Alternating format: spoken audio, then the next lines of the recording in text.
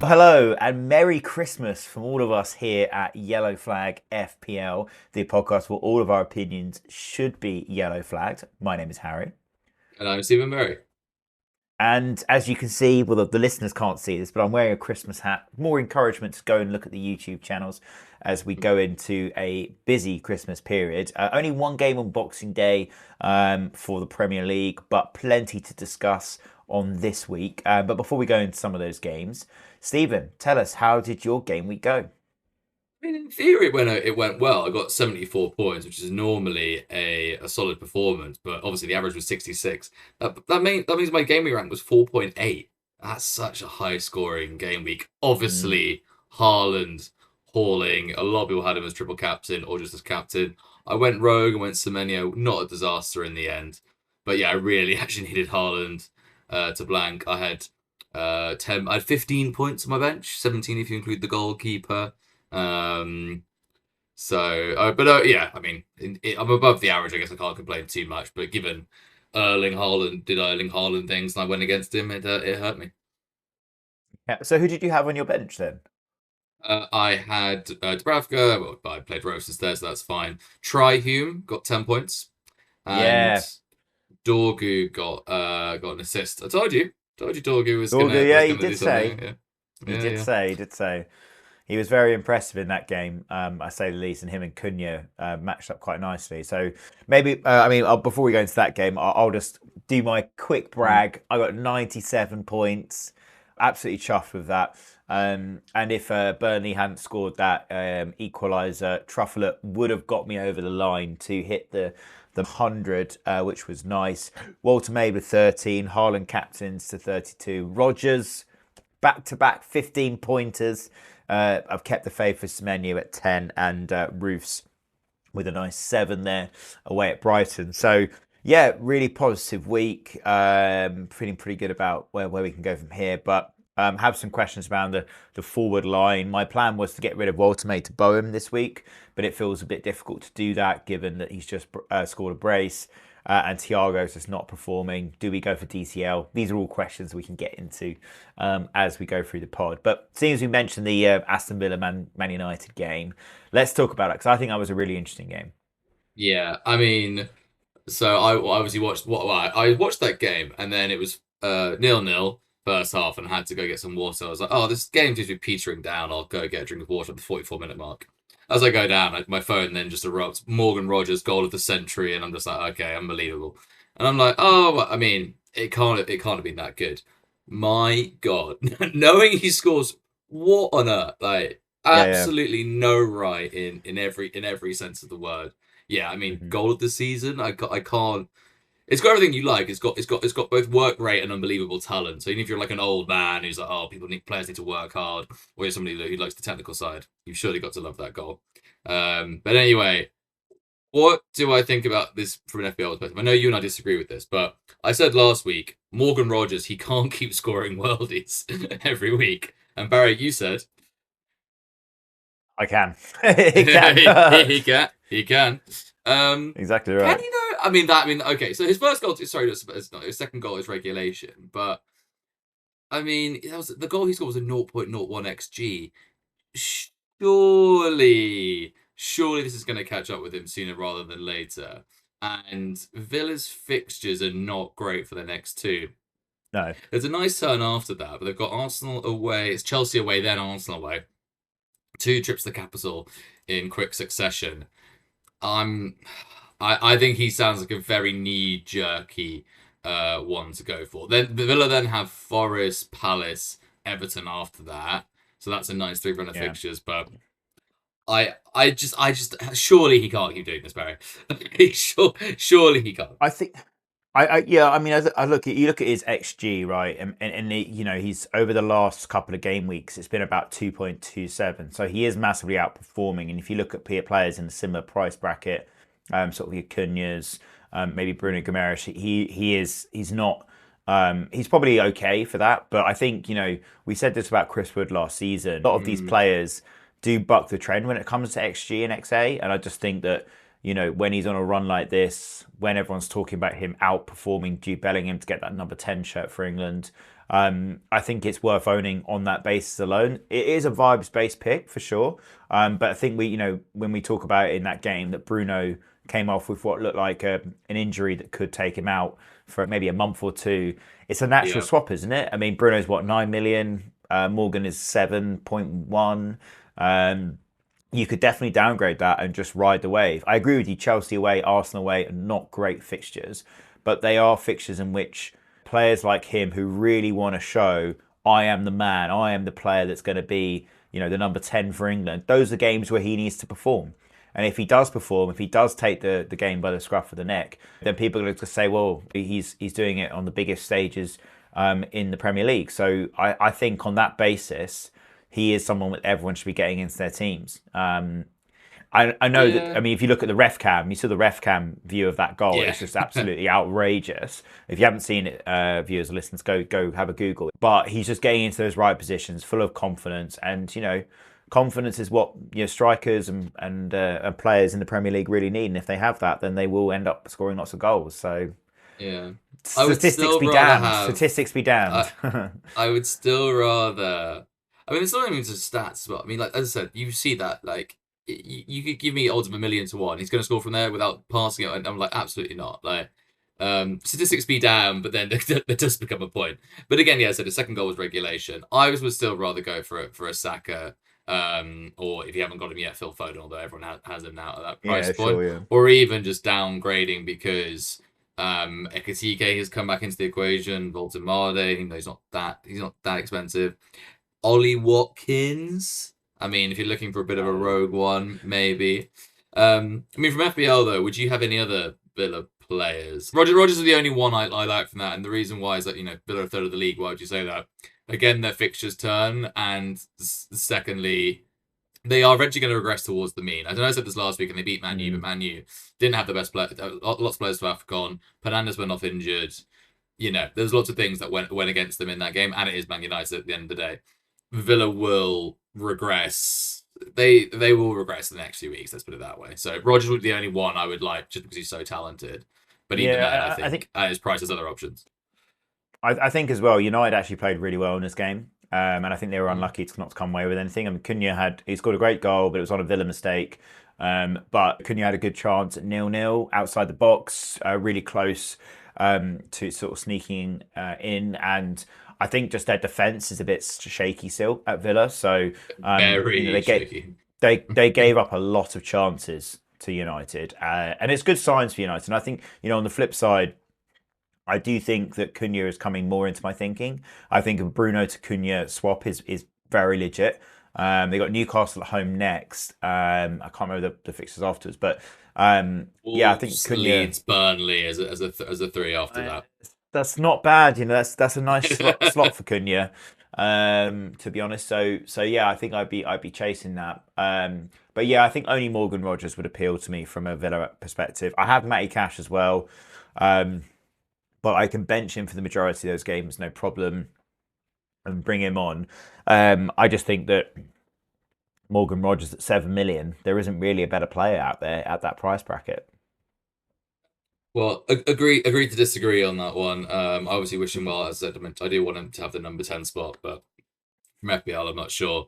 Man U quickly. So Dorgu played well at fullback. I can't remember his price. I won a while ago, but he's very cheap. 4.1. 4.1. There you go. That was why I bought him. You own him in your team. You own him in your team, and you don't. I think I bought him at 4.1 exactly. That's why I forgot. He's a decent for now. I mean, again, AFCON, but we've got 5 transfers. Sure, yeah. Wildcard coming. I don't see. The problem is if you do have a 4.1 million player, remember you need you can't just. It's very difficult to transfer them out, so you've got to make sure you budget for that. But I think at 4.1 million, if you need some money to get an Ekitike around, he's a pretty good option. I think they played actually fine without Fernandes as well. The one Cunha has a decent run. The one player was very disappointing was Saka. He was very bad. Yeah, he was average. He was average. But I mean, yeah. I think that obviously now with there's other strikers that you would consider. I mean, he was basically, I guess people would have had an eye on him as a rogue shout during the AFCON. He ruled himself out pretty hard after that game. In his defense, he's come back from injury and stuff like that. But Yeah. Yeah. Avoid. I think Cunha is the only option that Man United team. I mean, Dorgu if you want a short term, but I think yeah, I think Cunha is the only option, and he's 8 million. And if you've got some deadwood in your team and you can move some funds around, I think he's worth a shout. Yeah, fair enough. What game did you want to do next? Want to do Chelsea Newcastle? As we mentioned, Yeah, you mentioned your boy. Chelsea New. You're the only one who didn't sell Voltemade, and you profited from it. Yeah. I mean, I was regretting selling Reece James when I saw him starting for the second time in a row. Thank you to Champ for his advice on that, saying he doesn't start, and then the next two games he started. No problem at all, even with Gusto on the pitch. Yeah, I mean, look, we said this before. Newcastle are terrible away from home, but they're decent at home. And when they're playing against the bigger teams, they seem to show up. It is difficult to think about selling Walter Maid at this time, but he's going away to United. Do I think they're going to play well there? I mean, well, United aren't great, but still, I think it's a difficult one for me. But I think I probably will sell Automata, even though he's got those two goals. And I'm thinking about an Ekitike, DCL. There's lots of players in there that are in my consideration and thoughts. Newcastle probably should have won this game. They should have held that pen. The slide tackle They definitely should. on Yeah. Gordon, It was was it? Gordon by Gordon. Chalobah. By Yeah, Chalobah, yeah. I don't know how that's not a pen. It's ridiculous. Generously calling it a slide tackle. It was more he almost elbowed him out of the way. Yeah. It could be considered assault, I think, is probably another way of putting it. And yeah, so that would have been pretty interesting if they'd got that. Cole Palmer playing a bit more as well, although worryingly enough, the last game when they interviewed him, he said, "Yeah, I'm still not 100%, still not getting, still feeling it a little bit with his injuries and stuff." So I wouldn't be diving into it. I know a few people are looking to sell Saka at the moment, which is bizarre, and we can come on to that. But I don't think Cole Palmer's an option yet, although he did get the assist for the free kick that James brilliantly scored. Yeah. So I think like if I knew that Saka wasn't on pens, for definite, and Cole Palmer looked like he was playing 90 minutes, then I think that switch is definitely an option. Would be my conclusion of Chelsea. With Newcastle, I think it's a sell-all. Regardless of this result, I think it's a sell-all. I don't think that any of their players really provide any value, and I think that with their wing-backs being injured, Lewis Miley starting at wing-back, okay, fine, but Dan Burns got broken ribs and all the rest of it. Thor got turned for João Pedro's goal, like quite embarrassingly so. I would say no, and I think that just unless you've got Service into Ultimate, unless he's got getting the crosses into the box, he's not going to score goals. And away from home, they haven't done that. So, do I trust him to get that sort of return every week? No, it's only at home he's going to do stuff. And I'm sorry, for 7.5 million, it's not good enough, really. Yeah, it's sad, but I want to own him because I think he's a nice guy. But the only thing I'd say is that Newcastle have got. I agree with you on defenders. I mean, I still have Dior, but he'll be gone after this game. The thing is with him is that he does get a lot of DEFCONs. So I can't remember who they played before Chelsea, but he got like 18 DEFCONs or something like that. And then but no, it wasn't that game. It was a different game. Okay, anyway, either way, like essentially, he is like yeah. So. Yeah, he is a DEFCON magnet, and that sort of keeps him ticking. But at 4.9 million, he is too expensive. But Newcastle do have Burnley next. They have Palace next, which we are going to talk about. Leeds, Wolves. Yeah. Not many teams have a better run than that. Maybe Brentford do. Liverpool have got Liverpool maybe. That's. I because of those fixtures, I would be, and particularly attackers. I don't like the defenders. But attackers, I'd be very reluctant to sell anyone. Like, if anything, be more looking the other way. Gordon at 7 million is pretty cheap. Voltemade, I think he's going to be behind Ekitike and Haaland. But if you could afford him, I think he's a good third choice pick. Who else is going to be the third pick? Thiago, and Watkins. Like who else is going to be your third choice striker unless you just want somebody who's been juiced, Gokares, for example, like. That third striker spot is very much up for grabs. Bowen, but Calvert-Lewin. Nevertheless, I think I think he's doing pretty well. I think he's just got 13 points. They've got good games at home and away. I think if you have him, I think it's risky. Okay, would you sell him if it meant you could get to an Ekitike? So this is the thing. I already have sold him, and Ekitike has. Well, is that Ekitike has Wolves next. So, At home? I mean, at home, they then have Leeds at home, Fulham away, Arsenal away. I mean, should we talk about Leeds now? Yeah, Are let's Leeds do it because good that's the big now? one. Like, yeah. So are Leeds good now? Did Fark has Fark had enough? He's like, all right, you want to sack me? I'm really gonna curtail this.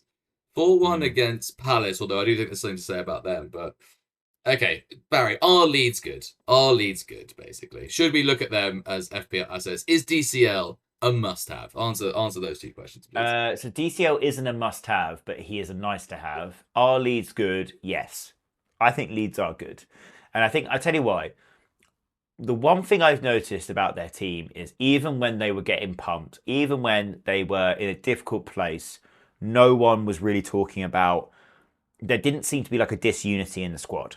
Like everyone No. seemed to be pulling in the same direction. They seem to be together. I think that's what you see when you see it teams like Wolves or teams that get into that position. That look at Spurs, right? Spurs at the end of the Liverpool game were all over the shop. They were trying to kill Liverpool players. The ill discipline was insane, and that's because their squad is not together. They're all only thinking about who's the next manager.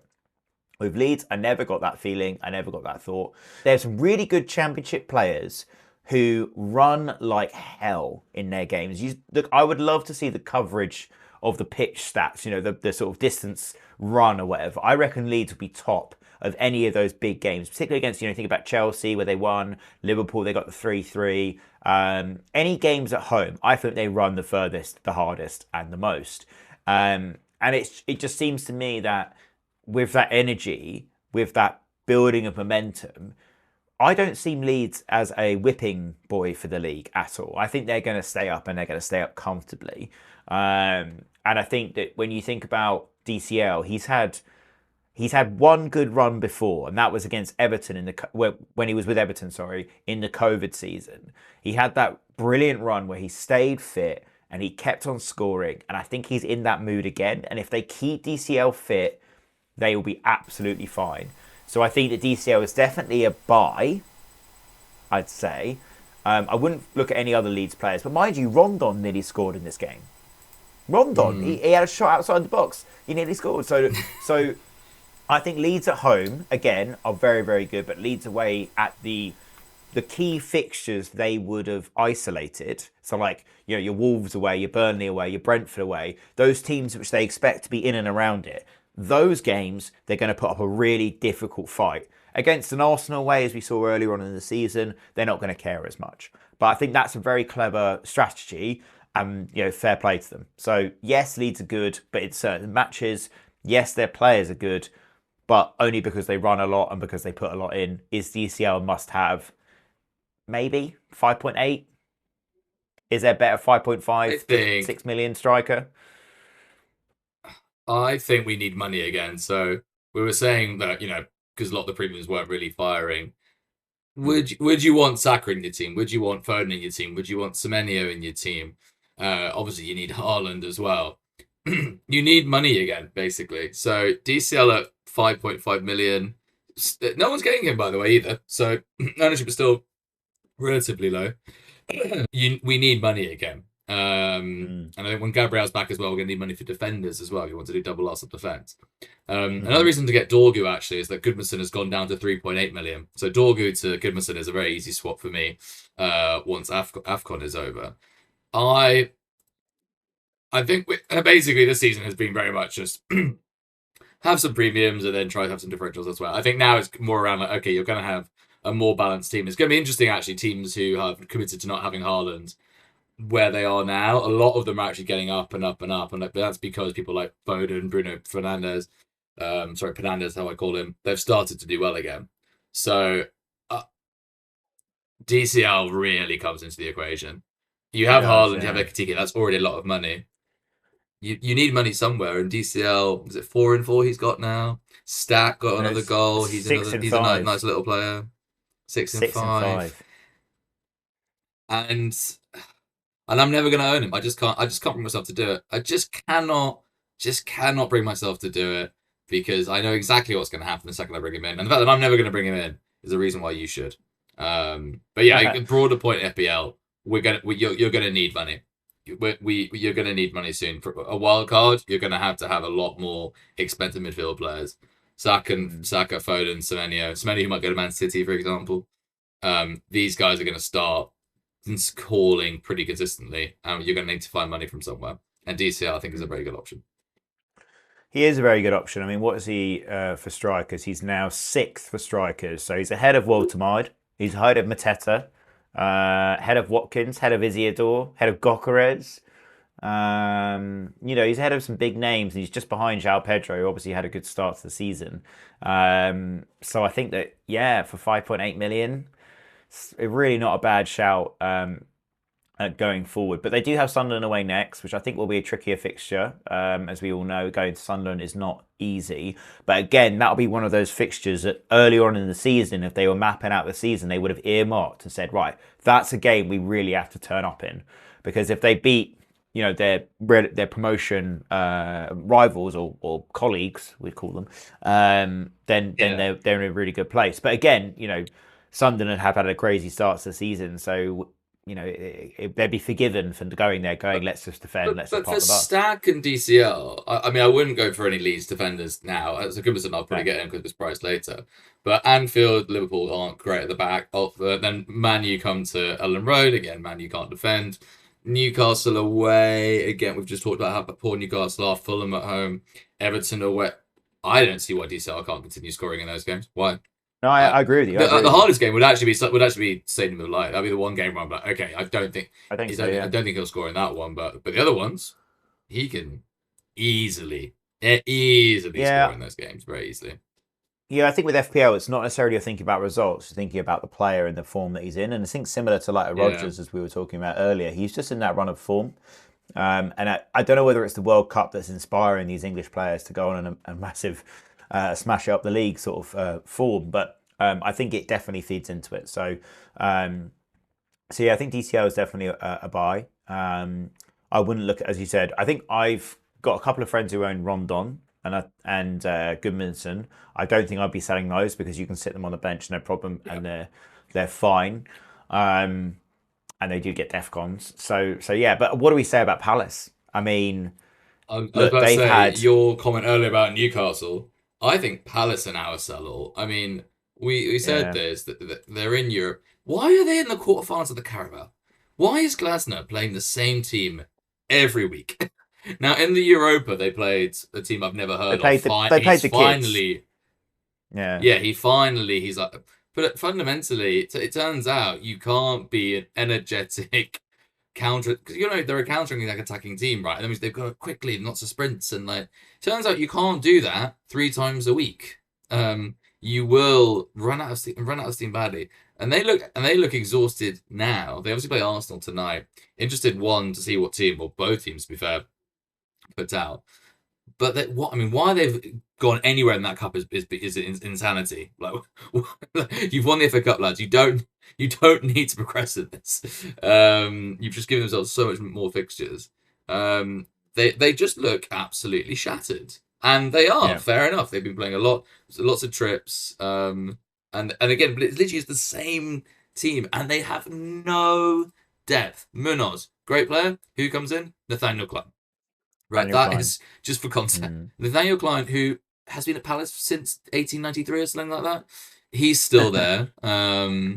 They have no depth. I mean, so I think now you sell Gay. He's done well. I know Gay has also had some. He's scored in the last minute to get some points. I think sell all Palace players now. But they do have Tottenham next, and Dr. Tottenham will turn up and help them out. So I'm keeping him for that game. They don't need Dr. Tottenham though. I mean, sorry, I wouldn't say Palace are not in a crisis mode. Let's be frank here, but they might be soon. They might be soon. I think Palace are a sell-all. Palace are a sell-all. Yeah, okay. I get that. I was going to ask you about Nathaniel Klein actually, because Munoz is out for a month or two, and Nathaniel Klein is 3.8 million, and he's started every week. Would you risk it just for the cheap Again, price? you can have Goodmanson. You can have Goodmanson, who's he's Who actually a plays? decent player, to be fair to him. Yeah, Nathaniel Klein. Southampton. He started his career at yeah. Yeah. When was it? He was good in that Southampton season when they first got promoted. So that was in 2008. So if we were playing FPL in 2008, I would say sure, let's bring Nathaniel Klein in, but not this FPL season, unfortunately.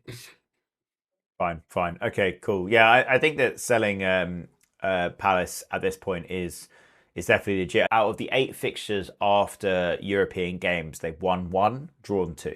So there's a clear correlation there, and I think the strength in depth is definitely a problem. I think in February, if they progressed in the Carabao Cup, which is unlikely, but if they did, they could have 1 game every 4 days. I think I saw somewhere there's just no way a squad like that can survive. And I kind of get it why Glasner's getting pissed off with the ownership and saying, look, I forget about quality. I just need bodies. You know, the 16-year-old they played in Europe, he got the man of the match performance, and you know, obviously that's great for him, great for his confidence, and it shows what the Palace Academy is doing yet again. But it just they can't it can't keep going on like this, can it, Stephen? It can't. Again, It can. We got to name the podcast. That's the podcast name. It can. But yeah, like it's just a bit of nonsense, and they just need to invest. Look, Spurs had the same problem for a few seasons after when they first started getting to Europe.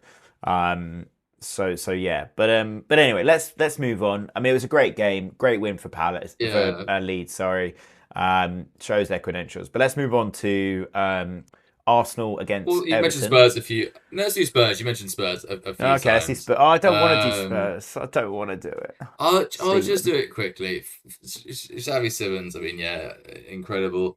Isak, Honestly, I mean, you've got to feel sorry for him. I think even the most die-hard Newcastle fan, surely it's scummy to wish that is it a broken leg, isn't it? Broken lower leg. So broken leg, yeah. God knows how long 4 months. How long he's going to be out after he just scored. So FPL perspective, another one who's on the premium list who we might need to be considering is Florian Wirtz. Is he finding his feet? He's looked a lot. He's started to pass the eye test a bit more. Yeah, I agree. We've got to remember when he was signed for the Bundesliga, people liked him because you've seen him playing. You think, yeah, he can do this. He's finding his feet a bit more. Slot, but through a bit of luck, seems to now have his first 11 relatively sorted. So Wirtz, I think if you overlook Wirtz, I think that's very dangerous. He's starting to look a lot more dangerous. Ekitike, I think, probably is a must-have. He's guaranteed to start now. He's a really, really good player. Liverpool cannot defend, but they can attack and will attack. They're playing Wolves next. It's a very simple must-have for him. He's worth the money essentially. So I don't like Liverpool defenders still. I still don't care people having Virgil van Dijk. Florian Wirtz is a bit of a punt maybe. Spurs though, I don't actually know what to make of that. Like at moments they looked good. They played better with 10 men at times. Romeo does what Romeo does, but at least he did it in the 98th minute, so it didn't really matter too much. He's actually very lucky he was on a yellow though. I reckon if he hadn't been booked earlier, that would be a straight red. He would have a longer ban. So he's actually quite fortunate that they just did the second yellow there. Yeah, Spurs. You said that Frank might be gone. Like, yeah. What I mean, how would you assess Spurs Frank from an isn't FPL going. perspective? Should we be targeting Spurs as a fixture? Look. So, I would say no. We should be targeting Spurs, but I think any time Spurs get into a position where they have they're a bit like the England cricket team in the Ashes. When it comes to a difficult position, they crumble. And it's just that's where it is. I mean, they're going to go to Crystal Palace away next, who have historically had our number at Selhurst. So I think that is, if I'm owning Crystal Palace players, I would not be shying away from starting them. I'm starting Gahey. Any Spurs players I'd be selling. I don't think it's worth owning any of them. I think it's a bit weird that he's not starting with Charlison, even though every single time he comes off the bench he scores a goal. It just seems, and he's fucking mad. So like, why not have him on the pitch? We've already got a mad Has man at the Moani back. done So anything apart? He got one goal in the Champions League, right? Moani has done nothing, right? yeah, Moani's. So I think Moani has passed the eye test more than Richarlison. Moani's he had a few good chances, but he can't really. I guess what I compare him to him is it Barry of Everton? I'd compare him to him in a lot of ways, where he's got a lot of Ooh. promise. He's got a lot of Comparing your promise, own but striker to Barry at Everton, that's yeah, worrying. it's not That's great. very, very worrying. It's not great, but he's better than him, I would say. But strikers need confidence, and he doesn't have any. So that's the reason why he's come on loan. That's the reason why he's come to learn some more. But I think the biggest problem is that when the chips are down, Spurs players freak out and they don't know what to do. So yeah, look, I don't think it's target Spurs. I think it's sell any Spurs assets.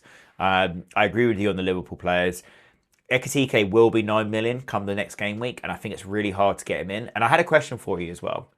So when Wolves went to Arsenal, they obviously set up really defensively, nearly got the draw, were very unlucky not to get something out of it. Could we see a similar performance from Rob Edwards' men, where they properly turn up away from home? Because I've seen this theory that at home, because the Wolves fans are so negative about their team, understandably, but because they are, when Wolves are playing at Molineux, it's a much more target Wolves than it is when they play away. Because when they play away, they're expected to not do anything. So if they go to Anfield, the West Ham effect. Kind of, yeah, exactly right. West Yeah. Ham were great during the pandemic. I wonder why, because there were no fans in the fucking stadium to give them shit when they misplaced the pass. So I wonder whether that actual game, and I'm saying this more in hope than expectation, I was that just game about to say. at Anfield actually will be a bit more turgid than we think. So, are Wolves better away than they are at home? They almost obviously got a point against Arsenal. However, Arsenal were really, really, really bad in that game and very much played that game of like, we're going to beat them, let's not try. In the end, they got away with it. Liverpool, I don't think can do that. Liverpool are, there's the jury's still a little bit out. The slot, I wouldn't say slots can massively under pressure. But in other words, there's a lot of people, a lot of players in that team who have something to prove. Arsenal didn't really have anything to prove. Spurs were a bit lazy. And again, I'm with you, Barry. I'm hoping for an absolute shock horror of the Premier League, but it's not going to happen. Liverpool have a point to prove and should just completely tear through Wolves, and I think they will. I think that's it. Yeah, I mean, I think Ekitike has been the best signing of the transfer window out of any club in the Prem. I'd go as far as to say that I think he's a person who's looked like he's come in and it's just not even phased him to step up into a different league. Even if you look at players that have come from within the league, like Mbeumo, I think he puts his hand up a little bit, but I think Ekitike has been the signing of the summer for the league. But he's just at 9 million. It just seems quite expensive, and it's hard. I'm going to have to do major surgery to get there. Like I'm going to have to sell Watermire and Thiago and own DCL away at Sunderland, which I'm not crazy happy to do. So, I mean, is it worth it if you're in that position? I can get him. Because I've got Gokares and I've got the transfers. Gokares is at home to Brighton. Now the illogical thing to do would just be to do that transfer, but I'm determined. I'm determined to hold firm, but that's gonna hurt, isn't it? That's such an obvious move to do, and of course I can't bring myself to do that. But he just is. The only hope he would have is if he goes off injured early or something. But either way, he's going to get at least 2 goals in that game, at least. Yeah, I think I said this before. If I knew that he was starting 90% of the games, Ekitike was a must-have. I think I'm still in that position of thinking that, but at the same time, but he's going to start 100% now with Isak injured. Well, that's what I'm saying. Like, so with him now being injured, he is going to start every single game, and he's going to probably, he's going to smash. Looks like you're going to have to double up on Rondon and Goodmanson then, with a Dorgu in there as well. That's what you're going to have to do, mate. It's possible. Yeah, I know. It is possible, but then it's major surgery into your teams, and it's, do I want to do that? I don't know, but anyway. But I talk about your mob now, because then I can be mean. Yeah. I can't be mean. Look, boring Arsenal, isn't that what they used to say? Up the 1-0. So now 1-0 to the Arsenal. Yeah, We say it all the time. 1-0 to the Arsenal. I mean, so I have a question for you. Gokra is on penalties. Do you think that was like a confidence booster for him, or is that a permanent change?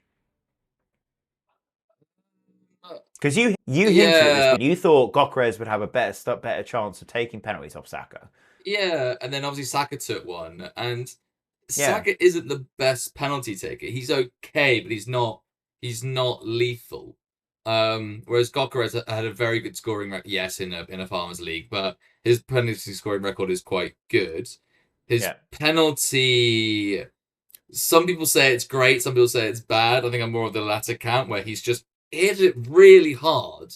But if you do that, if Pickford just gets a finger on it, a strong finger, it's gonna fly, and he almost did.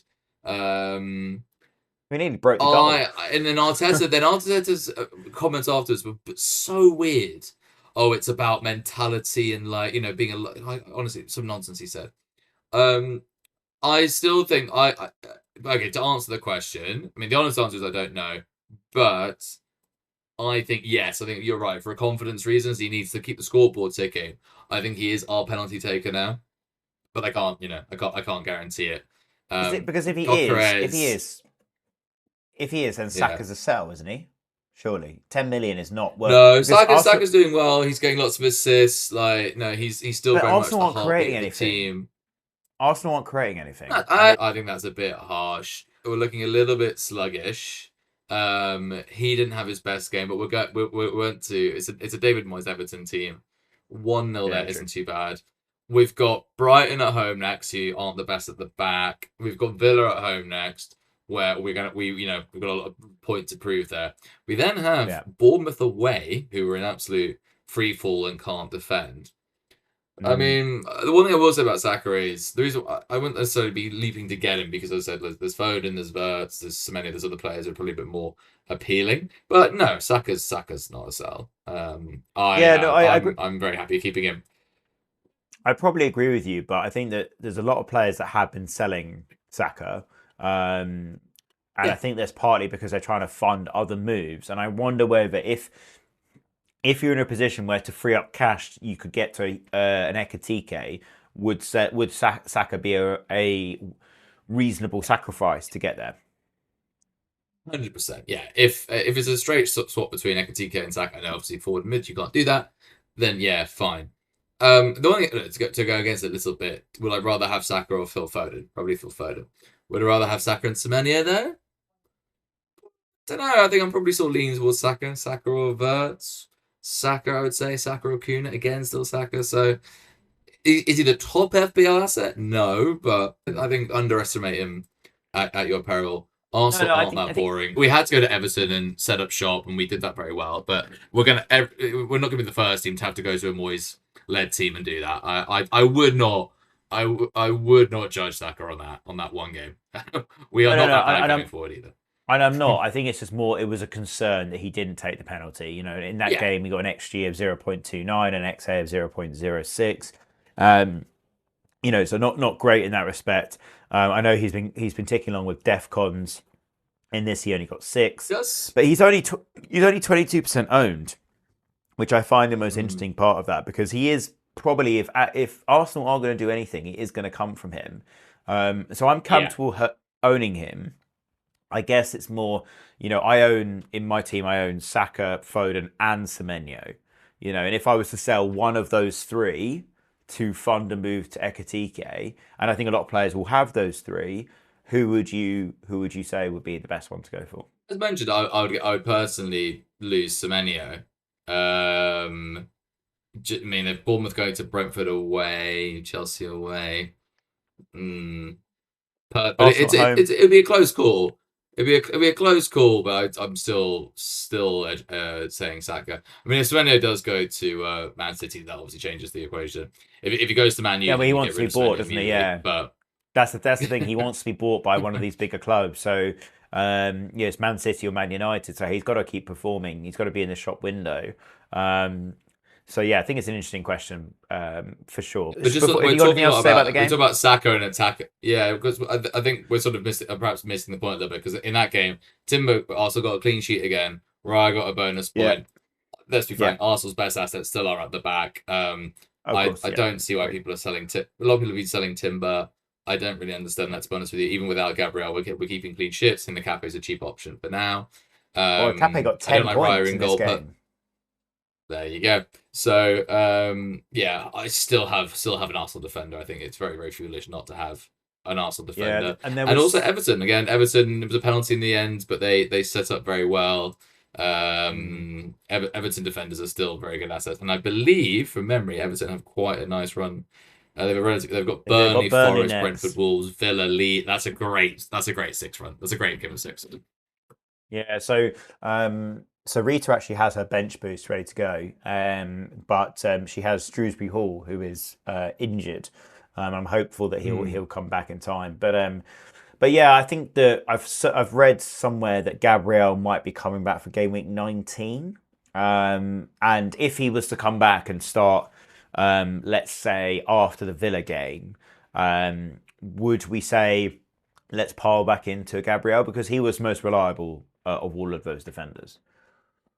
100%. The only thing I would say is I don't think it's guaranteed he's going to come back into the team immediately, not because he's not good enough, but because we've been burned pretty badly with rushing players Sure, back from yeah, injury. yeah, Hinakape is doing just enough to keep yeah, his agreed. place for now. So Gabriel will be logic. I think will prevail, and he'll be bled back in slowly. But yeah, once you've got the Rolls Royce and Gabriel back together, that's a formidable wall, as we all know.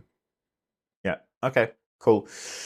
Right. Let's we move on then to our middling rogue and good. And yeah, Stephen, why don't you go first? Because I've got a few question marks over mine, what I've written down earlier. Okay. So yeah, I kick off. just started with I so we've mentioned not mentioned him directly, but my banker is actually Michael Keane at Everton.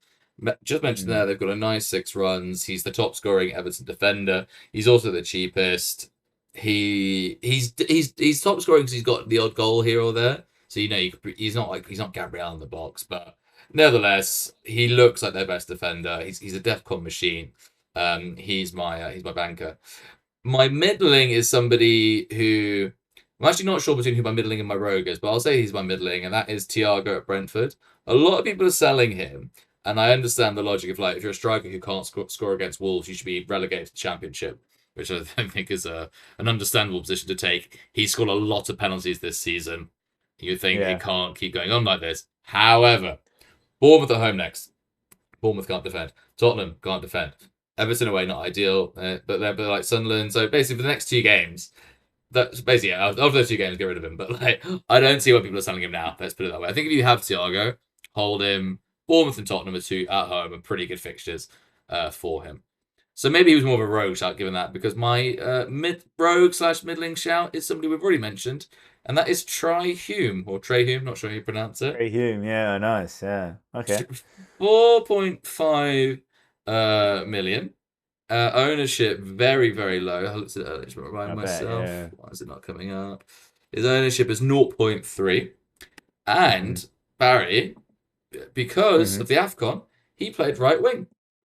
So he He got a clean did. sheet against Brighton. Obviously, he played on the right wing, but got the clean sheet anyway, because obviously he's a defender in the game. He got 2 DEFCONs in that game as well, despite playing on the right wing, so he's obviously quite industrious. And he got 2 bonus points. He's just a really good player, though. He really, Yeah. really is. The reason why he's gone under the radar a bit is because he's more of an attacking fullback, and Labrie, when he's playing a back four, prefers a more defensive player. Unless it's Wolves at home, then he'll play him there. But when Sunderland play a back five away from home, he's always going to be in that team. But during AFCON, he might be playing on the right wing. Either way, long story short, he's going to get more minutes. He's a very good player, Mm. and Sunderland are sixth in the Premier League and still playing very well. So yeah, Trey Hume is my. Actually, I'm going to say he's my middling. Actually, Trey Hume's my middling, and Thiago's my rogue. Let's have it that way. Really. Okay, fair enough. Well, actually, so funnily enough, I actually know someone who played football with him when he was at school. So, and he was Oh, ex really? Tottenham Academy, I believe. So he's in East London, born and bred. So yeah, good to see him in the categories. Well, so for me, I've got all midfielders. I think because obviously with Bruno's injury, a month or so, we're all going to be shopping around for that. So my good, I've upgraded him from middling last week is Rogers. Look, I know he's outperforming, but this is what FPL is about, right?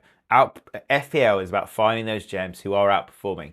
Will he do well against Chelsea away? I don't know, but he's going to want to get one over on his mate Cole Palmer, and then he's got Arsenal away afterwards. That's the big stage. That you can see him scoring a goal, doing the Cole Palmer celebration. Or it's his celebration that Cole Palmer took, we should say. You can see him doing that for the lols, for the Instagram reels. And I just think he's doing well. My middling is Cunha. I think that Man United look better, more stitched together going forward at the moment. The defence is terrible, but they can definitely attack. He could have hauled in this game quite easily. He's a decent player. And then my rogue shout. He was a darling of the FPL community at the beginning of the season.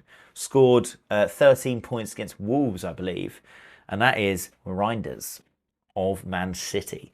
Now, we said this last week. We said that haul is coming because he's getting into positions. And I know he scored against West Ham and they're absolute toilet. But he's making the runs. He's getting himself back into positions. As you said last week, it seems to me the Man City 11 has settled into a relatively formulaic position. I was in between talking about him or Shirky, although I think Shirky is a bit more of a... he could be the assist to the assister, but he's obviously a beautiful player to watch. But I think Reinders is making that extra run. He is the extra man coming forward from midfield. And I think he's 5.2 million now because he's dropped so much in value, given that everyone bought him and everyone sold him. He's 11.7% owned, I imagine, mostly by dead teams.